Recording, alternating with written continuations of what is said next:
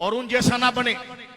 एक दीवाना है बेचारा, वो मिलाद पर ऐसे जोर जोर से तकरीरें करता है? अपनी खातिर बनाया आप है, उसको यही मजमून समझ में नहीं आया। पहले वाबियों के पीछे नमाज पढ़ा रहा था, हमने दुम पर पांव रखा तो फिर तौबा की उसने। मैंने कहा लगता है फिर आपको नफ्सियाती मर्ज बढ़ गया है। हम सिर्फ इशारा देना चाहते हैं, बोलना जरा तमीज से। कहते जी बाहर शरीयत आलिम बनाने वाली किताब है, ये हटा दो।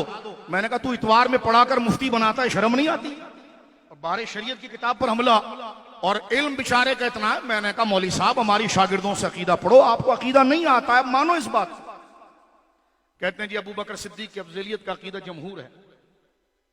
मैं उनके शागिर्दों से पढ़ता हूं कि तुम आओ, आला हज़रत की दहलीज पर आओ, उस फिक्री मोतजिली को छोड़ो।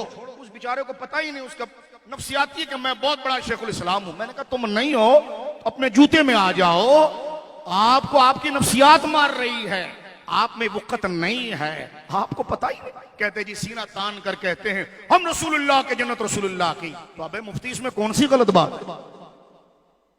मैं तो सिर्फ आना नहीं चाहता इस पर, क्योंकि जब आते हैं हम ना तो फिर मुकम्मल करते हैं काम। आपको सिर्फ इशारा दे रहे हैं, अपनी बोली पर तवज्जो कर ले और समझ जा, ये एकेडमियों के नाम पर जो तूने धंधा शुरू करा है ना सुन्नियों को ढीले करने का, तो इंसान का बच्चा बनकर बिल्कुल ठीक हो जा।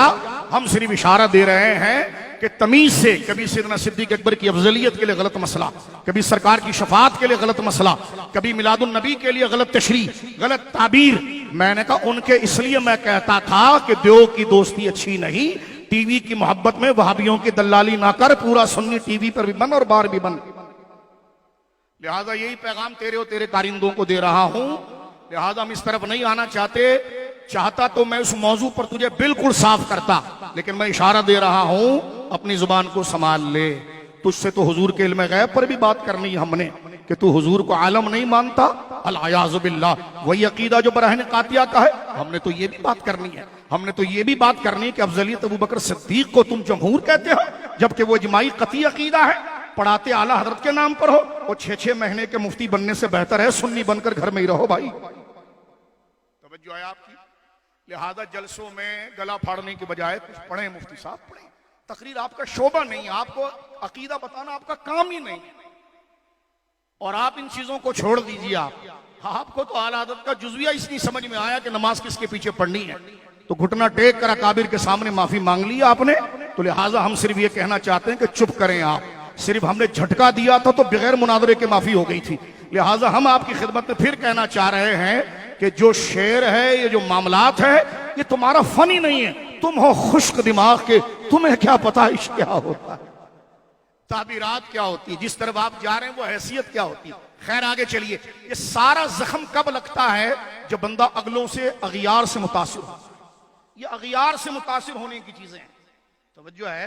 ये अगियार से मुतासिर फिक्री सुलह कुल्लियत है, और इसी से धंधा फिक्री मिनाजी भी बनता है। तो ये फिक्री सुलह कुल्लियत है। आप खतरनाक वादी में दाखिल हो चुके हैं, अपने आप को रोकें। इमाम अहमद रजा जैसी शख्सियत कौन सी है मेरे दोस्तों बुजुर्गों, जरा तवज्जो रखिएगा।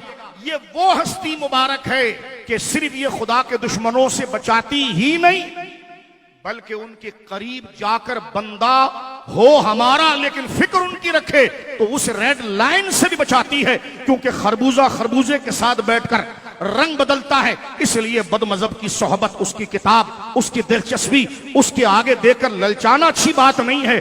बंदा मुतासिर होता है, बात करता है, लिहाजा मसला बयान करे तो मसला भी अकाबिर से बयान करे और उसकी तशरीह और ताबीर भी अकाबिर से लेकर आए। और जिन बुजुर्गों के वो मुरीद हैं वो भी जरा फिक्र करें, उनकी जिम्मेदारी इस पर ज्यादा बन रही है।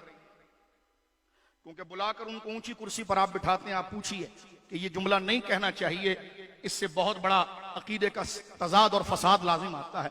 इतने बड़े मुफ्ती हैं बेचारे, तकदीर का मसला उनको हक दिल नहीं, बंदिश के मसले में वो बात कर रहे होते हैं जो बिल्कुल कदरिया और जबरिया बात कर रहा होता है।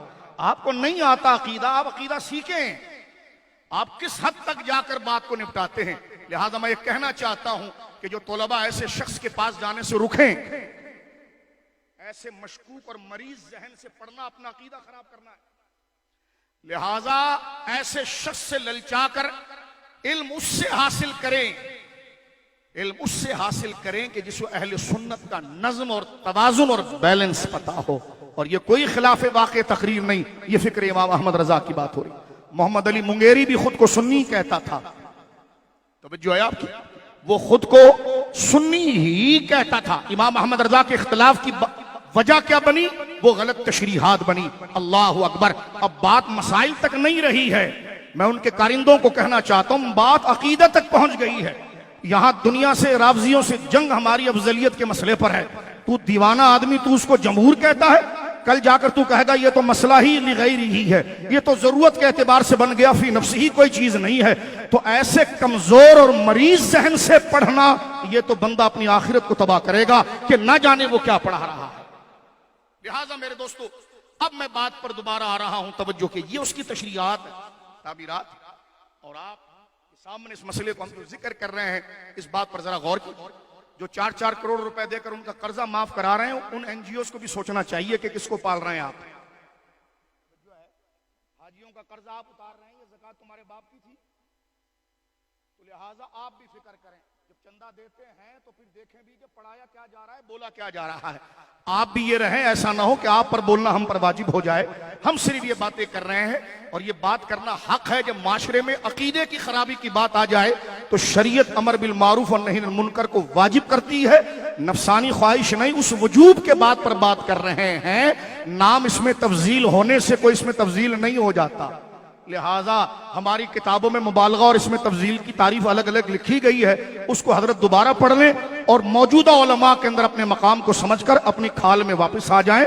आप नहीं हैं बड़े, इस बात को कबूल करें। हमें एतराफ है कि हम बड़े नहीं हैं, इसलिए जब भी बयान करते हैं तो बड़ों के ऊपर सहारा रखकर ही बयान करें। लिहाजा मेरे दोस्त बुजुर्गों, इसको मुखालिफत समझने वाला मुतासिब होगा या उसके दिल में, क्योंकि कुएं से जब तक कुआं पाक नहीं होता, जब तक वो नजिस चीज ना निकाली जाए, बंदे की मोहब्बत अकीदे के सामने आ जाए, ये बकवास करना कि आलिम बनाने वाली किताब नहीं है। मैंने कहा तू सिर्फ इतवार को पढ़ाकर मुफ्ती बना सकता है, तो तू खुद जो फतवा बारे शरीयत से दे रहा है, शर्म नहीं आ रही कि तूने वहां से सारी किताबों को समझा है? अकाबिर की किताबों की ताबीर ये होगी, इस पर भी बात कही जाए कि चुप रहो। इंतहा यहां तक पहुंच गई है कि जनाब ऐसा अकीदा पनाने वाला शख्स, इससे तदरीसी खिदमत लेना जायज नहीं हो सकता कि आए दिन जो अकीदे की इतनी कमजोर बात कर जाए, उलमा और अकाबिर को इस पर खामोश नहीं रहना चाहिए। न जाने अंदर खाते में लोगों को और बच्चों को क्या पढ़ाया जा रहा हो। और बिलखुसूस ये कहना कि हुजूर को आलम मानना, कायनात में सबसे बड़ा आलिम मानना, ये ईमान और कुफ्र का मसला नहीं है। अबे तेरा दिमाग खराब हो गया, या जरूरियात दीन का मसला है? जरूरियात दीन के मसले को तू कह रहा है, और ये तो दयाबना भी मान गए मुहन्नत के अंदर जब आला हजरत ने उन पर पांव रखा। और ये अहले सुन्नत का जरूरियात का मसला है कि कायनात में सबसे ज्यादा इल्म अल्लाह ने जनाब मोहम्मद रसूलुल्लाह को अता फरमाया। इस सतह पर आकर इतनी कच्ची बात करना, कच्ची बात जब निकलती है जब बंदा कच्चा सोचता है, और कच्चा सोचता जब है जब कच्चा पढ़ता है। लिहाजा हम कहना चाहते हैं खालिसुल एतकाद फिर हमारे किसी शागिर्द से पढ़ ले तो पता चल जाए कि इस मसले को इस नौइयत से नहीं बयान किया जाता। इमाम अहमद रजा से निकाह तलाक का मसला पूछा जाए तो 1-2 लाइनों में जवाब देते हैं। हुजूर की निस्बत या अंगूठा चूमने का मसला बयान किया जाए तो 300 सफ़े की किताबें लिख देते हैं। वो मसला अपने बयान में मुस्तहब होता है और अपनी फिक्र के अंदर जरूरियात दीन होता है, क्योंकि हुजूर की अजमतें से। मेरे दोस्तों बुजुर्गों, हमें चाहिए कि अगर हम अपनी आखिरत को दुरुस्त करना चाहते हैं तो आला हजरत जैसी अजीम हस्ती, और आला हजरत से मुराद माअज़ल्लाह किसी के जहन में ये ना रहे कि माअज़ल्लाह वो गरीब नवाज से बड़े हो गए तो अस्तगफिरुल्लाह। बाज लोग ये भी जहन बना लेते हैं खामखा। आप तो कभी गरीब नवाज का नाम ही नहीं लेते, आप तो आला हजरत ने कभी गरीब नवाज की मनकबत ही नहीं लिखी। तो मैंने कहा तूने ढोल पीट के क्या काम कर लिया? गरीब नवाज की फिक्र पर जिसने पहरा दिया वो इमाम अहमद रजा था।